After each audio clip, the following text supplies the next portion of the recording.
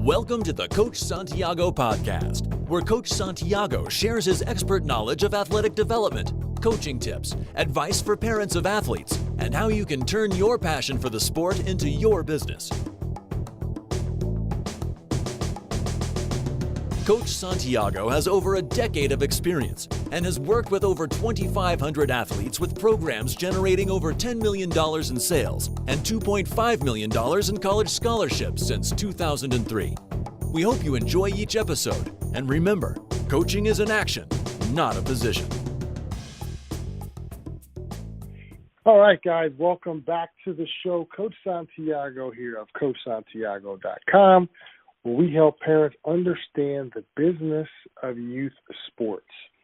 Today, I'm very, very fortunate to have an old friend I've known for a long, long time, probably about 15 years now, on the show. Very well accomplished person in the baseball world, Chris Collis. Chris Collis, how are you today? I'm doing very well. How are you, DJ? Good, man. Good. Excited to have you on the show. I'll give a I'm little excited bit to be here. back. Yeah, man. Absolutely. I'm glad to have you on the show and glad to see that we could connect for this. Before I botch up your bio, man, just kind of let everybody know kind of who you are and where you come from and how you ended up where you're at today. Well, that's a long question to answer. It's got a long answer to a short question, I guess, but I'll try to make it succinct.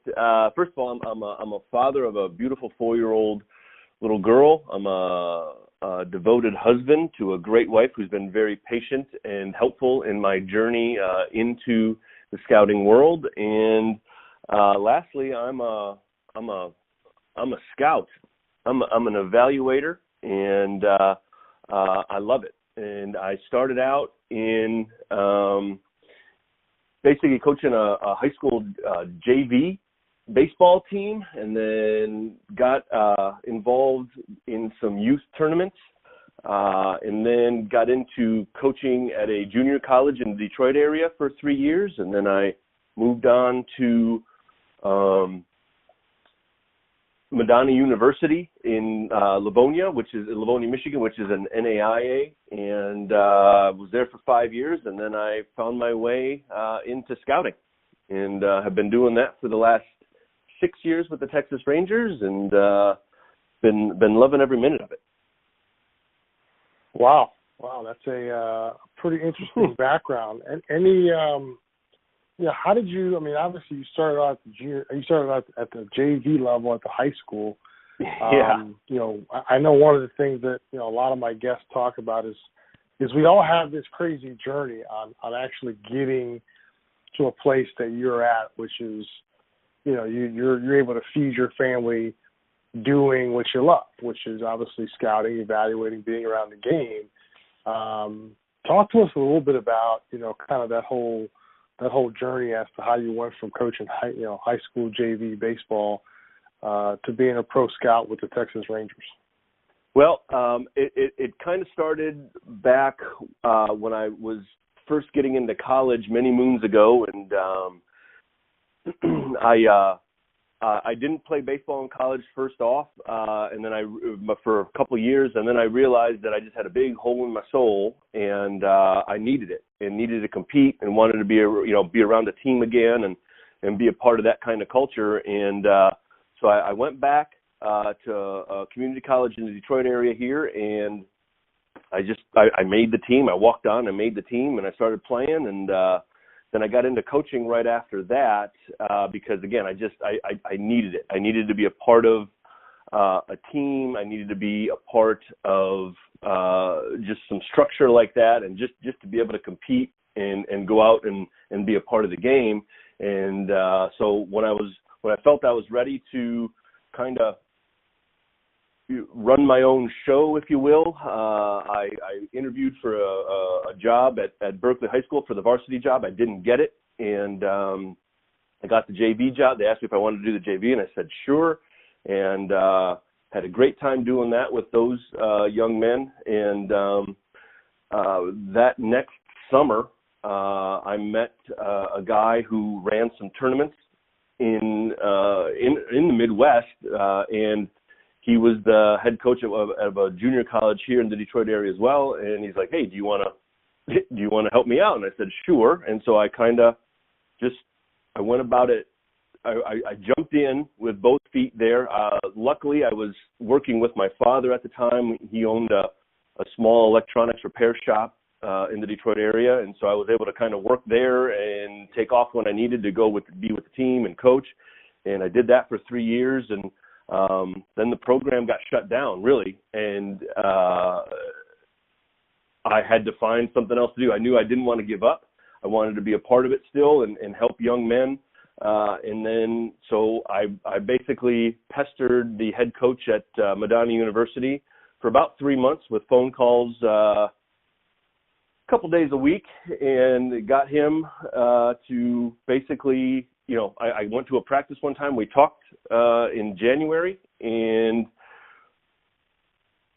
they brought me on to do all the recruiting there, and at that time just help out with the pitching staff. And so my role evolved from pitching to working with infielders and outfielders to hitting, and basically, again, still doing all the recruiting, but I was on the field a lot. And there was one time, this was my 4th year at Madonna. It was a Saturday afternoon, and we had, so it was a Saturday afternoon game. So we get to the field at 10 a.m., whatever. But that day I had to go out recruiting to a high school game. And I woke up at like 7 o'clock in the morning, and I was thinking about going to the game. And I was like, you know what? I'm more excited to go out recruiting than to go be on the field with the boys right now and do all that and be a part of that for the next 12 hours. And so that's kind of what kicked in my want, if you will, to get into scouting a little bit more, or at least explore it. And so then basically after that day, I started exploring more and learning what it took and how to be, get into the scouting community and be a part of that industry. And what I learned pretty quick was that it's just like anything else. It's not what you know, it's not who you've seen and all that. It's who you know, just like any industry. And so I started building some relationships. I had a chance to learn and befriend a longtime scout with the Scouting Bureau and the Baltimore Orioles and Atlanta Braves. His name is Jim Martz. He lives in Ohio, and he helped me get into scout school. I had to pay my own way into scout school in Arizona, but so I did that. I got into scout school, and then I basically just kind of took off from there. Got my feet under me a little bit as to what we're looking for and how we're doing things and how we're supposed to write players up. And my love of it and my passion for it just kind of came really after that 2 weeks in Arizona. And then about maybe a year and a half later, I got an interview. I had a phone interview with the Milwaukee Brewers, which was brutal. Like I was horrible in it. But what it did is it taught me it taught me a lot about doing an interview and being interviewed. And so a few months after that interview with the Brewers, I got a phone call from cross-checker with the Texas Rangers, and they flew me down to interview for a job in Wisconsin, Illinois, Indiana, and Kentucky. I didn't get it, but they offered me a part-time position to work in the Midwest and fill in some spots where the full-time guys couldn't be. And basically just they wanted to kind of help me learn and get just work in the industry. And so it's kind of I was part-time for 5 years with the Rangers, and January of this year they put me on full-time, and now I'm the area scout in Michigan and Ohio. So it's been a long journey. It's been a great journey. I'm doing something different every single day. I'm doing something that I love to do every day. And, I look forward to progressing and learning more about how to, forecast on players and just be a professional every day. So it's like I said, it's been long. But it's been a wonderful journey. I wouldn't trade anything. My wife has been instrumental in all of this. I mean, when I had to pay my own way to scout school, we were just dating at the time, and so she basically footed the bill for that because she has like a real job and stuff, and so I was able to get there because of her, and she understands that this is, you know, a passion of mine, a goal, and something that just it's in me to do, and something that I'm, you know, hopefully never going to stop doing. Wow, that's an interesting journey, man. But you know what? I mean, the one thing that I've found with all the guests we've had on the show and everybody that we've talked to, and I'm sure you hear the same thing, is, you know, everybody's path is different. You know, I mean, you know, there's so many baseball players that would love to be in your position once they're done with their playing career, and you know, there's so many rumors out there about how you can become a scout and what you're supposed to do and how you're supposed to do it. But I think you would agree, at least in my time, if you ask 5 scouts how they became scouts, all 5 of them have a different story. But I think... Oh, totally. You know, go ahead. And we're all, you know, some, if you ask those 5 scouts, you know, some played in the minor leagues, some had, you know, obviously had some kind of background in the game, and some, especially nowadays, some may not. I mean, there's some scouts out there, and they're good scouts that never played, but they've worked, they've gone and seen games, they've learned what to see and what to look for, and you know, how to write them all up and all that. So it's a very diverse group of people, and people think, well, you know what, I didn't play, so I've got no chance at doing this, and that's not necessarily the case. I didn't play at a high level. There's plenty of other people that didn't play at a high level, but you can do it. You know, if you really want to. Like it takes, as with anything else, it takes a want. It takes a why. It takes some stick-to-itiveness, some hard work, some, you know, just showing up. Basically is what it takes, is showing up. And so those that do that want to do that want to be a part of it, that want to get knocked down, that want to have that bad interview with, you know, a team first, but get back up and be like, yeah, you know what, I think I can be a little bit better than that. That's what it takes. And people have that in them, you know, so it's just whether or not you want to show up. Right. Sorry, I cut you off there. No, I mean that's totally you know, okay, and totally, I think, you know, the truth. I mean, at the end of the day, the point that I think you're making, and that I've always tried to make when talking to, you know, an up and coming player or you know, somebody kind of looking at the tail end of their career, is that you know, if you want it bad enough, it'll reveal itself, you know, to you as far as how to get it. And more importantly, you know, don't think you're just going to snap your fingers and go from a guy that's coaching high school baseball or, you know, playing at a Division III school to becoming a scout. I mean, there's a process that you've got to go through, and I think the biggest thing that I get from your story is, you know, you may have to work your way up, and that's okay. You know, that's part of the process. Is, you know, I just feel like baseball, because it's obviously your passion, my passion, is just something where, you know, there's this misnomer out there where people just get whatever they want, instead of having to understand they have to work for it. And I think that's really awesome that you didn't even have the money to go to scout school. You found a way to get the money.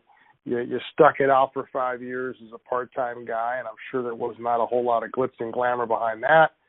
And then you waited out your opportunity, and now you're there. Now you're rocking. So what states do you cover, Chris? Michigan and Ohio. Okay.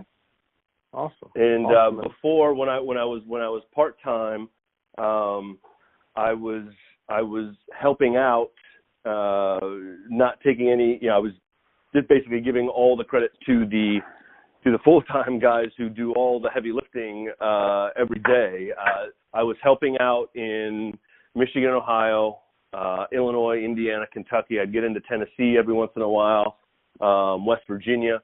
And basically what that allowed me to do was that allowed me to just to see a large cross-section of players and say, okay, yeah, you know what, that dude out of West Virginia University, he's a little bit better, or I like him more than the guy at Michigan State or Ohio State or whatever, you know. And so that it really gave me a quick and a good education as to the kind of talent that's out there in our region, you know, not just the two states, but in our region. And so what that set me up for was, okay, yeah, you know what, I can compare Kyle Freeland's slider when I saw him at Evansville as a junior. I can compare his slider to this dude's slider over here at Ohio University. You know, which one's better? You know, and so it gives you that Rolodex of players, or it gave me that Rolodex of players to compare and contrast, you know, each other, you know, them off each other and stuff. So it was a great education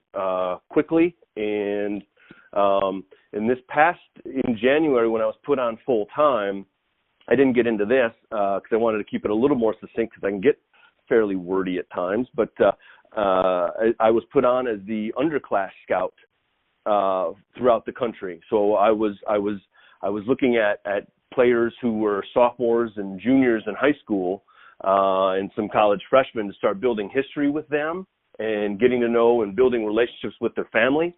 And because sometimes when guys get they start getting a name out there, they get a little more closed off and everything. So we wanted to just kind of start, again, building history with them and learning about them a little bit. And so once, you know, I did that basically for 5 months and then they put me on as the area scout here in Michigan, Ohio, and went from there. So that was a great experience as well, going out and just seeing, you know, being at some small or some bigger tournaments throughout the country and just, again, seeing a huge cross-section of players then, you know. So, I mean, just getting out to California, seeing how those kids play and how they go about their business, and getting down into Georgia and Florida and just, you know, just getting around the parents there and seeing and talking with them about youth sports and all that. It was a great education into, like, the lower levels, you know. So it was pretty good. I'm glad I had that experience as well, and I really enjoyed that because it was about relationship building. And with the Rangers, we're very big on makeup, the mental makeup, the internal makeup as far as heart toughness and all that, and what kind of foundation these kids have. And so we really try to do as much digging as we can and get to know people as well as we can in that relationship. So we'll know. You're never going to know exactly who you get when you draft them, but, you know, we'll have a pretty good idea if we're really going to want these people in our organization. So it's a lot of it comes back to relationships again. Like I was saying earlier, it wasn't, you know, what I knew or anything like that. It was, you know, building relationships within the community, and you know, I enjoyed doing that. So gotcha. So let's transition now into really why, you know, CoachSantiago.com kind of exists, which is the education. Having somebody like you on the show gives us a tremendous opportunity to hear directly from, you know, a major league scout kind of what's going on. So I guess, you know, a couple of questions. Number one, what are some of the biggest mistakes you're seeing parents of youth athletes at the high school level making? I mean, obviously you sit behind many a backstop. You talk to a lot of people. You've got a background in high school baseball tournaments, et cetera, and, you know, we always talk about on this show, you know, the misconception of what's being sold versus what's being actually done. So talk to us about your experience and kind of some of the things that you've seen that, you know, are some of the biggest mistakes. And then if you were a parent of a high school athlete, some things you would definitely want to make sure that they're doing.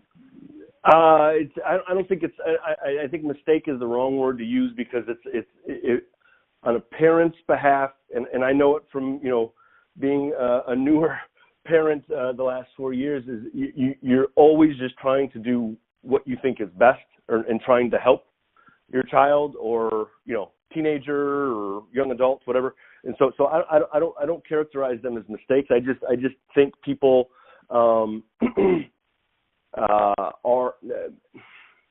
just need a little more guidance, I guess. And I'm not the end all be all. I definitely don't have all the answers, but the one thing that I've seen, or it keeps being brought up, is whether or not a kid should just play baseball in high school, or should he play soccer in the fall, or football or basketball or hockey or whatever, and then play baseball in the spring. And my answer to that is they should play anything they want to play when they want to play it. And so, because I think if you are a well-rounded athlete, you can it'll help you on the baseball field. So if you play football, you're obviously going to get some toughness out of that, and you're going to get literally smacked in the face, and you're going to have to get back up. So you're going to face some adversity, and you're going to, excuse me, and you're going to learn how to work as a team, whether you're a defensive lineman or a quarterback or whatever, but that's going to help you become a better athlete. And obviously the skills with football are different than baseball. Basketball, if you play basketball as well, it's going to help with your agility, your explosiveness, some quickness, some footwork. Again, learning how to be a teammate, learning how to face some adversity, and get back up off the mat, because that's basically what baseball is a lot of it is dealing with failure. And so a lot of kids that only specialize, they only play baseball, and then they're the best at it, they may not face any adversity until they either get to college, or if they get drafted, they'll go straight to professional baseball. And if that's the first time they're going to be facing adversity, watch out, because they may not be able to handle it. They may not have the skills to handle it. You know what I'm saying? And so I think that's one of the biggest things right now for me is I like to see guys play different sports and be that kind of athlete that can play different sports. I enjoy going to watch guys play basketball because it shows me their competitiveness. Like usually if they're the biggest guy in the court, which most of the time they are, if they're 6'3", 6'4", are they banging down low for rebounds? Are they muscling that dude out of the paint that he's defending, or are they just kind of standing around the perimeter on the 3-point line and not wanting any part of that? It shows me a little bit. It shows me some toughness, some competitiveness, how much they really want it. And so I think that really helps paint the picture for kids, and I really think it helps them grow as people and as athletes. Awesome. No, I think that's a tremendous point. My wife is a physical therapist, doctor of physical therapy, and she talks about it all the time. She gets a lot of exposure to overuse injuries, and obviously it's something that is now finally starting to come to the top of people's mind when they start talking about, our particular sport, baseball. But I think overall in all sports, we're seeing a very big increase in overuse injuries. So that's also an added benefit. Sure.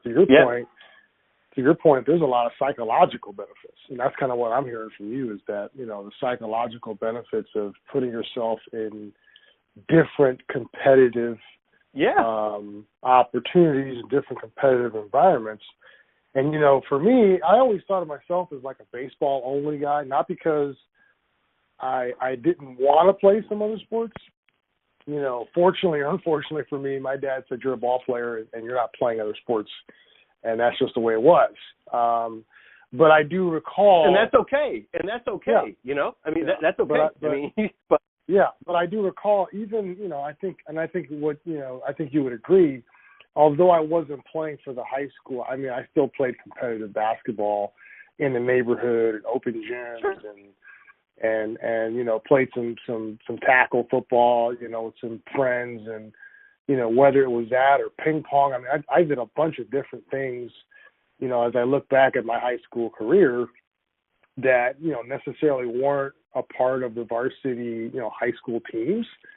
but I was putting myself in different proactive, reactive sports. I put myself on, you know, I mentioned ping pong there. I remember one time I got involved in a ping pong tournament, and, you know, it was some of the best fun I had because it was one-on-one, and, you know, and I even boxed my sophomore and junior year. So, I mean, it was, was a lot of different things. Yeah. It was boxed? crazy. Yeah. Sweet science? Yeah, I love boxing. Science, man. The sweet science, man. So, and if you listen, like on HBO, and when they have the Friday Night Fights or whatever they do, I've picked up a lot of phraseology. Phraseology is basically writing up, using specific phrases to write up players, like pitchers, hitters, and to describe their tools and stuff. Like I picked up a lot of phraseology from those, from the commentators on the boxing, because they, it's one-on-one, and just like a pitcher-hitter duel is one-on-one, it's, you know, it's pretty interesting you can correlate a lot of it.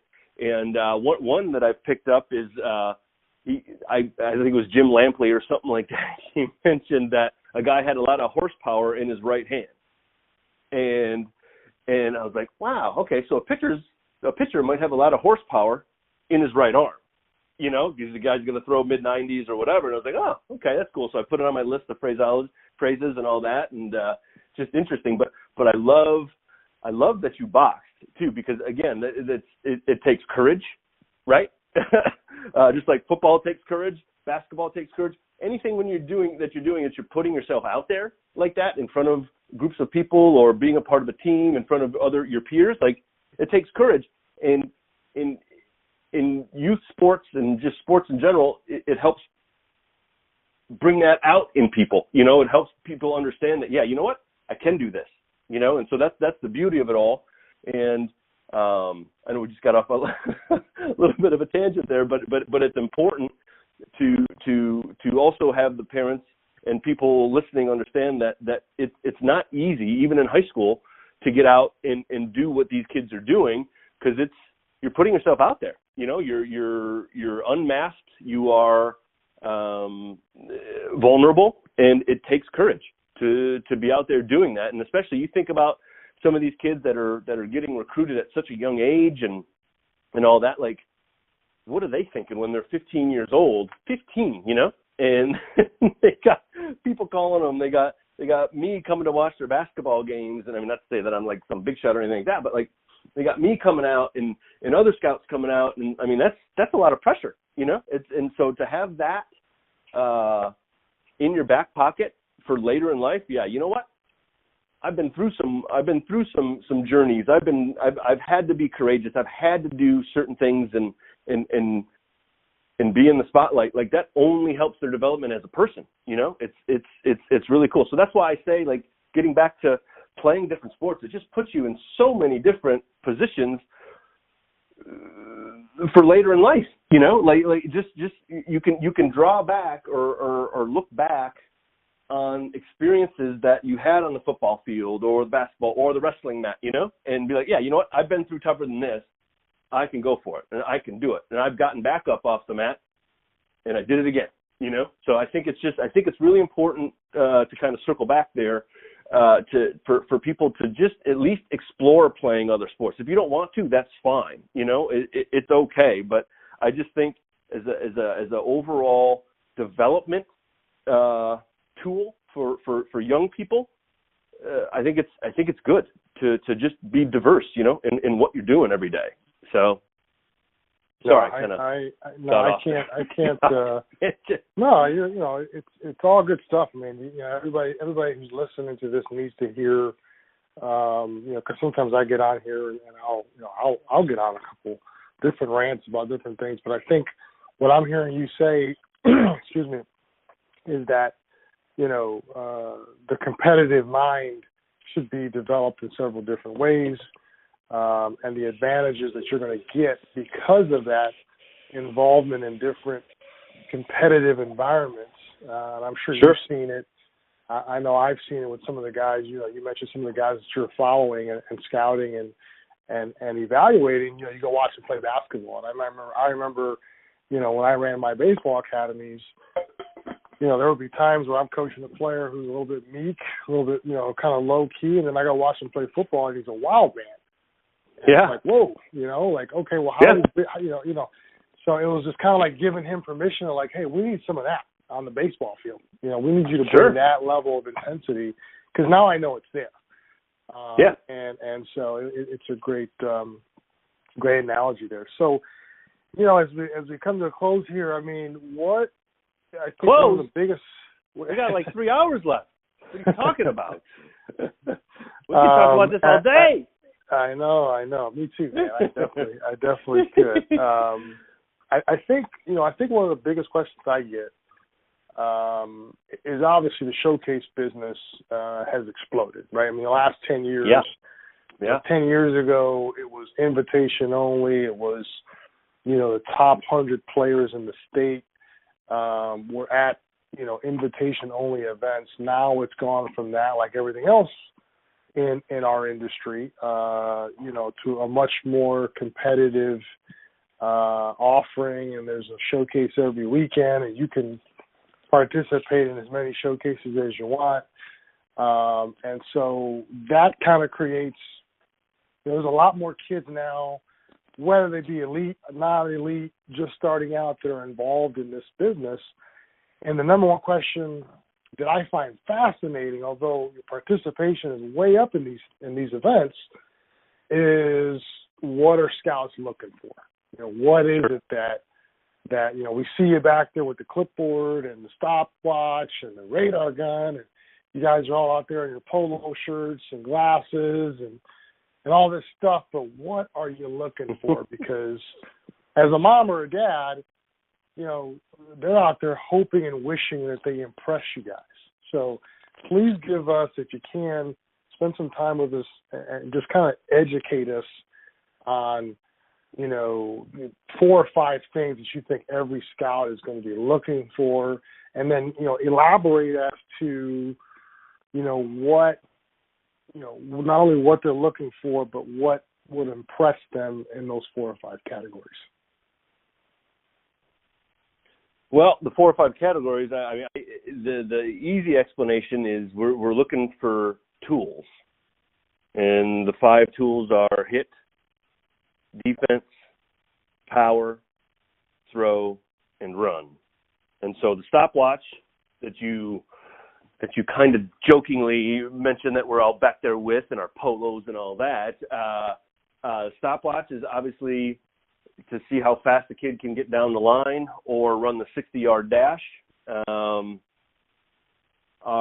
We watch, when we're watching the hitters hit, we look to see the ease of operation with the swing. Does the swing work? Is it balanced? Does he make it look easy?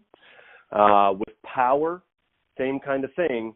We were gauging raw power then, which is obviously it's batting practice, so the ball, the ball is not helping so much because it's not coming in at 90 miles an hour. It's coming in at 45, if that, you know. And so we're gauging raw power, and that's basically how easy the ball is jumping off your bat and either flying out of the yard or hitting off the wall or one-hopping it. A lot of kids, we in that we look for effort and how much effort it takes that young man to get the ball out that far. I understand that if they're 14, 15 years old, it's going to take some effort because they're just not, you know, strong enough yet to have it be too easy. But there are some 14, 15, 16-year-olds that, you know, have some pretty good power, and they can drive it out there a long way. When they're doing infield, we look for, like the infield portion of the showcase, we look for the actions, which are, you know, how do they set up fielding a ground ball? How do they catch it? Does the ball look like it's getting swallowed in their glove? And how effortlessly do they move to get into the throwing action? And see, from there, we can see the arm strength as well. And we're all basically writing down, there's a grading scale that's like a universal scouting scale, and it's 2 to 8, which we're not going to necessarily get into because, again, we're going to be wrapping up soon. But when we're writing stuff down about arm strength, about defense, about hitting, about power, about running, we're sometimes, some guys and women, there's more women getting in the scout game, which is awesome. But we're writing down numbers and maybe a little bit of phrase, like 5 would be average. So you could write down 5 on the arm grade, and a little phrase would be online carry through the first baseman, something like that. And that's just a little trigger in your head for that kid when you're seeing 50 of them in one day. Okay, that little mark, okay, that's a 5 arm. It's an interesting arm, and then you can go back and look at it. Again, I'm kind of talking in circles here, but so I apologize to all the guests. But when we see pitchers out there, a lot of them now are throwing to the gun, and they're lighting up the gun, or just getting out there, and they're not looking like baseball players. They're looking like throwers, just to light up the gun and put a big number on the gun. And it doesn't really tell us a lot, because when they're in a game, it's going to be totally different, because they're going to have to last 4 or 5 innings, and they're not necessarily going to be looking like that. So when they're doing the pitching portion of the showcases, just kind of look to see how it all works. If the body's in sync, if the timing is synced up going to home plate with their mechanics, is the arm stiff in the shoulder? Does he have any red flags with the arm action, which is basically how the arm works, the arm action? Is there any red flags in there that will lead him to maybe break in a couple of years? And we just want to see how the ball comes out.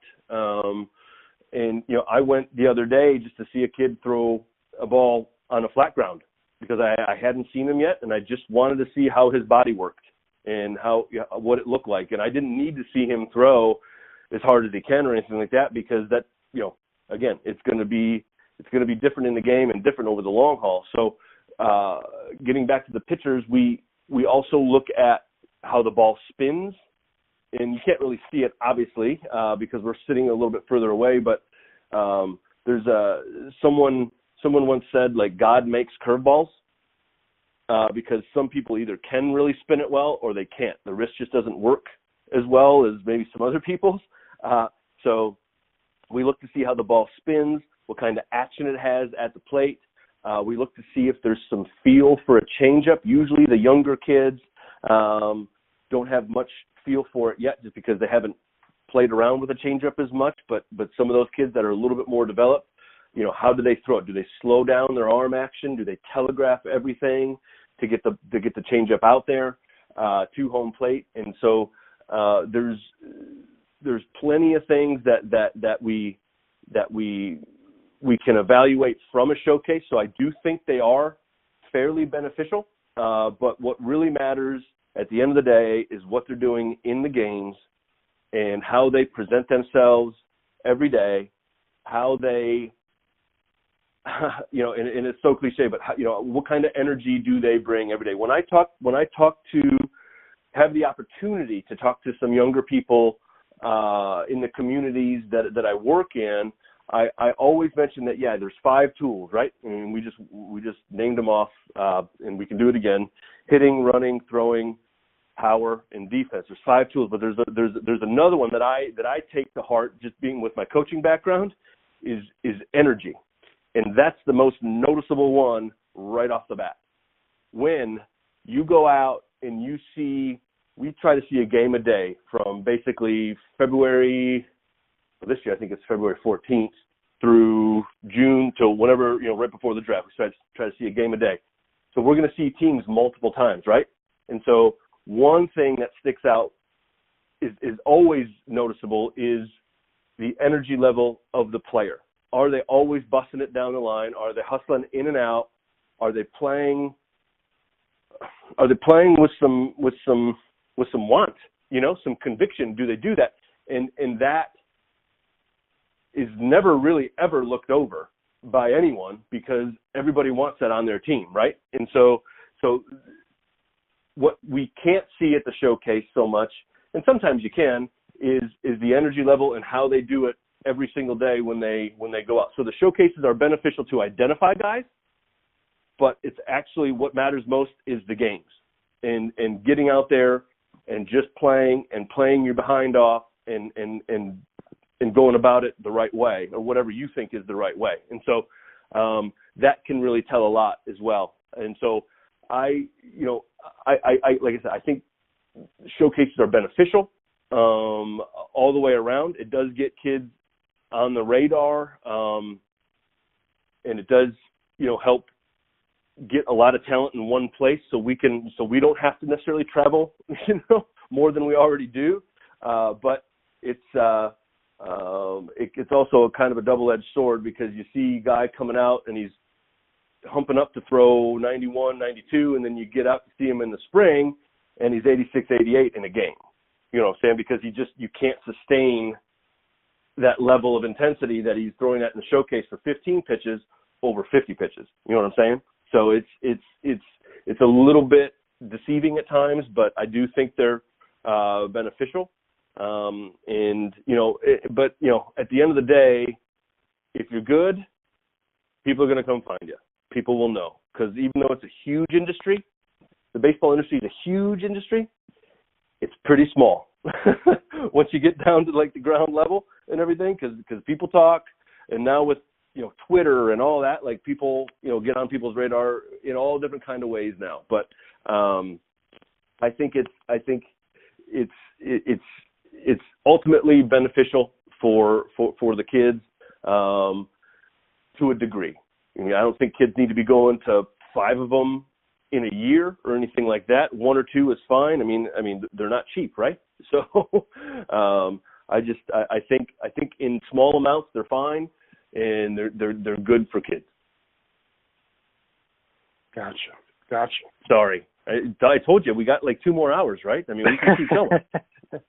No, this is all, like I said before, information that is so important, because look, at the end of the day, parents, as you said earlier in the call, are just trying to help, right? And I never look at parents as the problem here. I think it's our job as experts. We devoted most of our lives to this. It's our jobs to educate everybody, players, parents, coaches, because at the end of the day, it's a great game, and most of these players are never going to play professionally, but if they are fortunate to play professionally, even then, their careers usually got to be over by 27, 28, 29, 30, whatever it is, and they've got a whole life ahead of them. Sure. And I think everything that you've talked about in this call, which was so awesome, is that you kind of tied everything back to life lessons, and obviously when they're done playing, I mean, you look at your story, right? I mean, you got done playing, and then you had to get evaluated and get interviewed and prove yourself and work your way up, and now you've probably got a job that you wanted 5 years ago. But yeah, and the thing with my job now, though, and I would, and if most people don't have this, I wish it for them, is the job where I have to prove myself every day, because there's plenty of people that want to be in the scouting industry, coaching, whatever, and so like they're not hurting for resumes, in the office in Arlington, you know what I'm saying? So I have to be proving myself and be good every day, to keep my job. And so that's a good stress, that helps me get to bed earlier, take care of myself a little bit and everything. And so it's about how you're doing it over the long haul. And I've had to learn that, pretty quickly in the last, 5 years ago, actually even before that, so it's about bringing it and showing up every day, and trying to be the best that you can be, at every task, because everything matters at certain, all the time, really. I guess everything matters. So, and one thing that I wanted to touch on too, and I know we got to get going here in a second, but like I just want to make sure that people understand that it doesn't have to be D1 or bust as far as baseball, basketball, football, whatever. You know what I'm saying? Like if you have the chance to, if you are good enough, or people think that you are good enough to go play at their school, and you're getting some interest and stuff like that from whether it's Division I, Division II, Division III, NAIA, junior college, whatever. I'm trying to put this succinctly. It's an opportunity to better yourself down the road for when you're older. If it's D1, great. If it's D2, great. Because if it's even D3, whatever, what you're basically going to be doing is you're going to be getting an education. You're going to be having a life experience that most other people don't get to have when they're in college. You're going to be a part of a team. You're going to have some structure.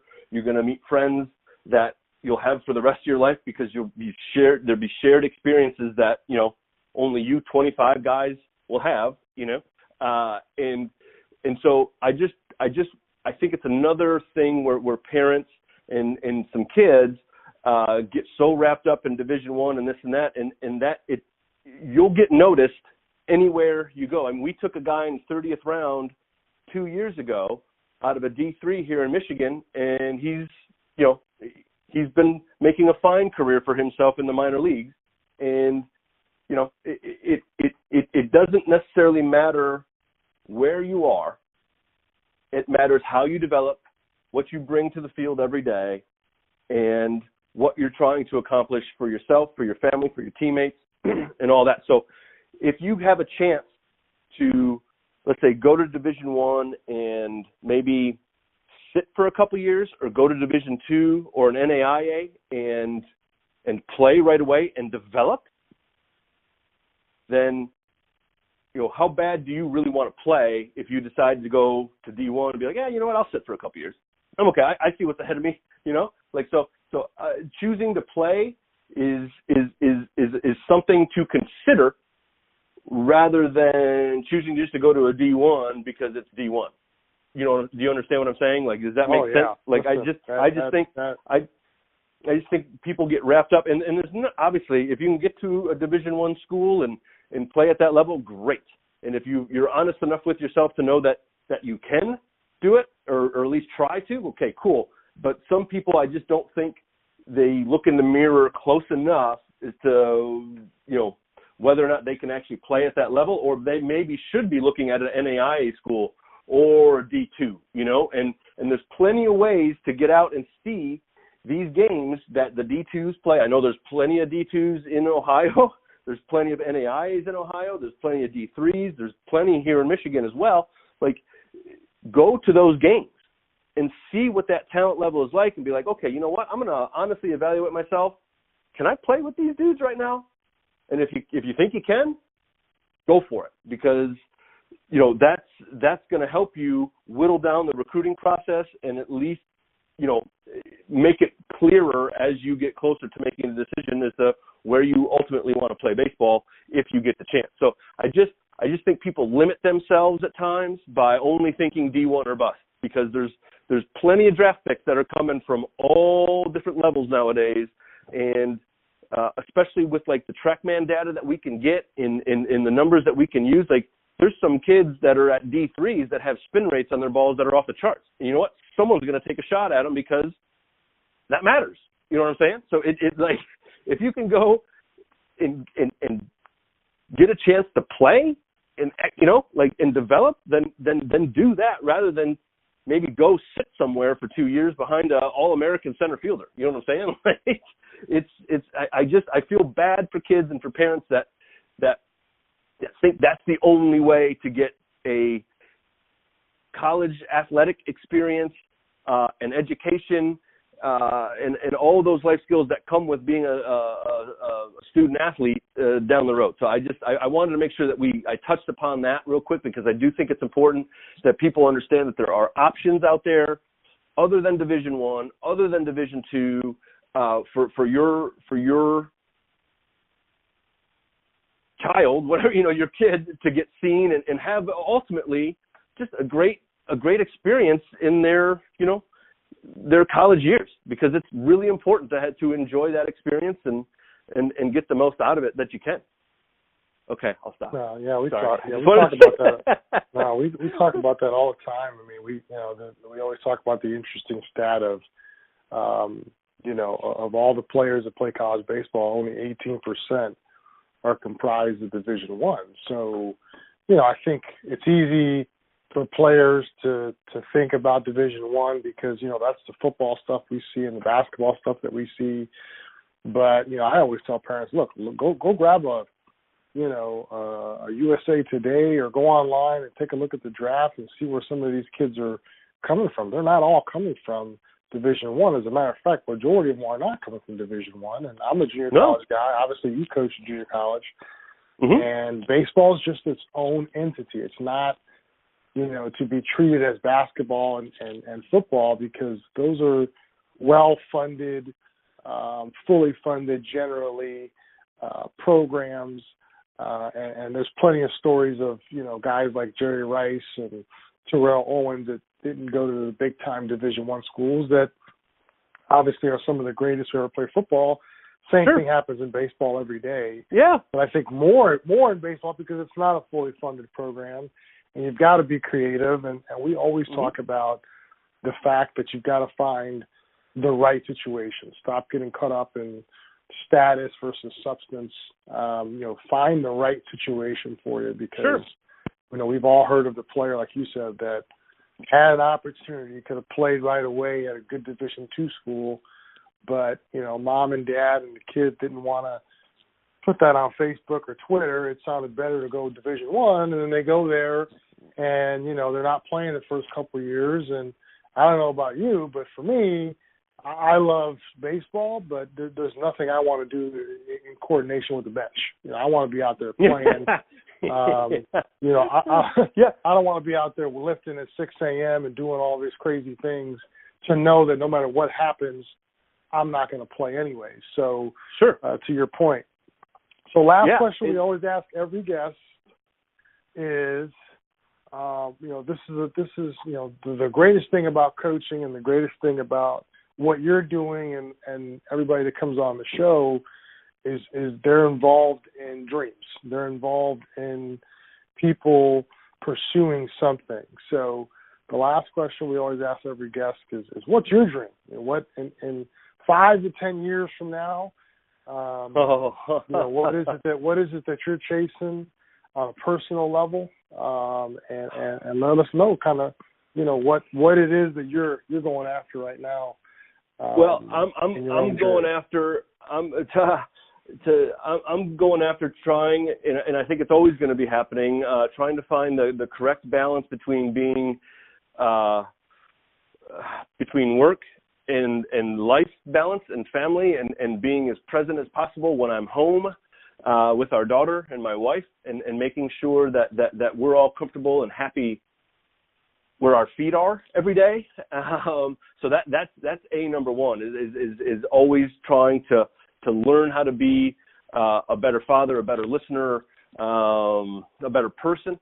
And as far as professionally goes, I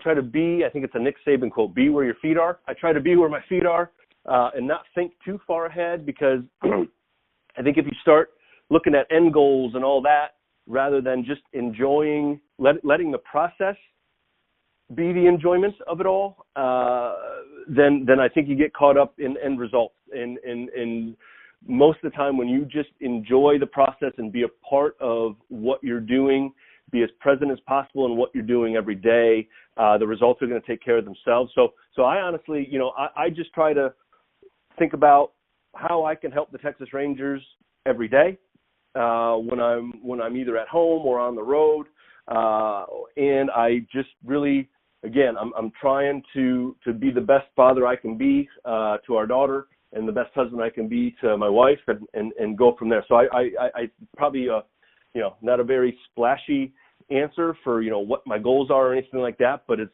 pretty pretty basic, and I think pretty personal to me. Is I just want to be present and decent and good enough at what I do every day to keep doing it. Yeah. And I hate to say good enough, but like because like I said before, like everything matters every day. Like we have to be on point every day, and you know, and then whether that's in a podcast, as a part of the Rangers, and as a father, and as, you know, a husband, where, you know, like I'm, you know, I hope I was okay here with this, and didn't, you know, say anything that people would take exception to or anything like that. But I just try to control what I can control, and do my job every day. Hey, man, well said. I can't say it any better myself. We are so appreciative of you being on the show, and I'm appreciative. I appreciate that you're doing this. For you're providing a service for people and helping them help themselves. You know, and one of the reasons that I got into coaching and ultimately wanted to get into scouting was to help people. Well, first of all, to help people, because I think coaches, no one ever forgets their coach, right? So you're whether good or bad, no one ever forgets. So ultimately, when you get into coaching, you're helping someone, right? You're helping a young man or a young woman realize their potential, help them overcome adversity, you know, just learn about themselves and learn about life. It's a beautiful thing. And when we, you know, I wanted to get into scouting to kind of further that, where I'm helping people realize a dream. You know, that's when I get up every day, like I can say that, you know what, I'm going to see some kid, and, you know, hopefully, you know, I always say I'm going to see a big leaguer today. And it's kind of a cliche thing in the scouting community, but I'm going to see a big leaguer. And what that means is, you know, hopefully I'm helping a kid fulfill a dream, and that makes it worth it, you know? And so like the Division III kid that we took a couple of years ago, like just to hear his voice on the other end of the line when I called him up and said, hey man, this is real, we're doing it. And just to hear him, and like from a Division III, you know, like really way down the line, all that, and to hear him just get so excited and realize that for the rest of his life now we're going to be linked together, and he's going to have opportunities just by signing that professional contract. He's going to have doors open for him just by what's on his resume. It's life-changing, you know? And so to have that feeling every day, I'm getting goosebumps just thinking about it again, you know? To have that feeling, or to be able to be in that position to help people realize a dream every day is awesome. But it also is a great responsibility. Again, we have to be good every day, and have to want to do it, and put in those long hours to be, you know, away from our families for 2 and 3 days a week once everything really starts to hit, you know, or you know, in the summer we're gone quite a bit as well, and just it's worth it at the end of the day when you're helping people realize a dream. So I thank you for helping people help themselves to get on a track to maybe realize their own dreams. And if there's anything, you know, that I can ever do to help you again, or have another podcast about something else, like, you know, I'm in, man. This has been wonderful. I really appreciate it. And again, to the kids out there that might be listening, or the parents, you know, I hope maybe some of my energy kind of comes through the phone here, you know, on the podcast. Like just have some energy, have some fun, go do it, and be yourself out there and do your thing. Sorry, DJ, I went off again. We could keep going, dude. We can keep going. Hey, man, it's always good to see passion. And I think anybody that's listening to this call can see that, you know, Chris Collias is a man of passion, and that's why he's good at what he's done and will be doing moving forward. And I definitely want to have you back on the show, probably, you know, as we get closer to the draft and really kind of talk. I think the parents can really gain from some of that intel as well. But, Sure. By all means, man, we really thank you for being on the show. Appreciate it, all your time, and we'll have to do this again. Yeah, man, I'm in. I appreciate it. You have a good rest of your day, and everybody else have a good rest of your day as well. Thanks a lot, DJ. I appreciate it.